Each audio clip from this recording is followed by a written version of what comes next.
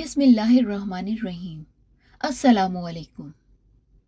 दोस्तों, आज हम जिस टॉपिक पर बात करने लगे हैं वो एक बहुत इम्पोर्टेंट टॉपिक है।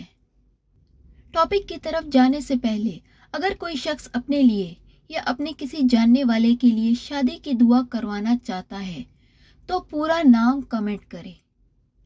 बेशक अल्लाह दोनों जहानों का मालिक है और वो जानता है कि हमारे लिए क्या बेहतर है।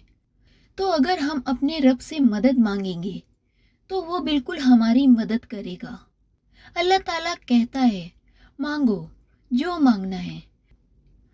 जब हम इस्तिखारा करते हैं या फिर ऐसा कह लें इस्तिखारे की दुआ पढ़ते हैं तो आप अपनी शादी की कामयाबी या नाकामयाबी के बारे में जानने के लिए अल्लाह ताला से मदद मांगते हैं।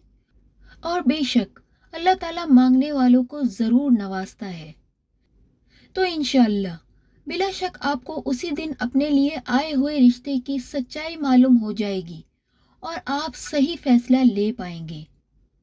ये वीडियो उन लोगों के लिए फ़ायदेमंद है जिन्हें शादी के बारे में फ़ैसले लेने में मुश्किल हो रही है या शादी को लेकर काफ़ी परेशान हैं और वो सोच रहे हैं कि कोई ऐसी गलती ना हो जाए कि वो जिससे सारी उम्र पछताएं। शादी के इस्तिखारे की दुआ पढ़ना सीखने के लिए आप वीडियो में बताया हुआ पूरा तरीका देखिए। हम अल्लाह से दुआ करते हैं अल्लाह पाक आपकी मुश्किल फैसलों में मदद करे और आपको रास्ता दिखाए जिससे आप बेहतर फैसला कर सकें। अब हम बताते हैं कि आपको शादी के लिए इस्तिखारा कैसे किया जाए और इस्तिखारे की क्या दुआ है। सबसे पहले इस्तिखारे का तरीका सही से करने के लिए आपका पाक साफ होना बेहद ज़रूरी है। इसके बाद आप रात को सोते वक्त 2 रकात नफिल पढ़ें और नफिल की पहली रकात में सूरह काफिरून पढ़ें और दूसरी रकात में सूरह इखलास पढ़ें। नफिल पढ़ने के बाद इस्तिखारे की दुआ पढ़ें जो आपको वीडियो के एंड पर मिल जाएगी। फिर जिस शख्स से आपकी शादी की बात चल रही है उसका नाम लेकर उस रिश्ते के बारे में सोचें। अगर आपके पास एक से ज़्यादा रिश्ते आए हैं तो सबका नाम लेकर और सबके बारे में एक एक करके सोचिए। फिर किबले की तरफ मुंह कर सो जाएं। इंशाल्लाह आपने जिस नियत से शादी का इस्तिखारा किया है वो आपको ख्वाब में दिख जाएगा। अगर आपको कोई ख्वाब ना आए तो आप इस्तिखारा दूसरी मर्तबा भी कर सकते हैं। इस तरह से आप 7 मर्तबा इस्तिखारा कर सकते हैं।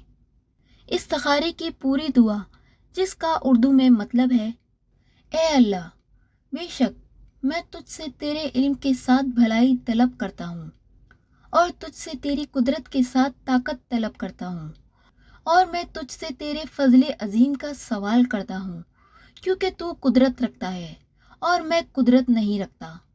तू जानता है, मैं नहीं जानता और तू ऐबों को खूब जानता है।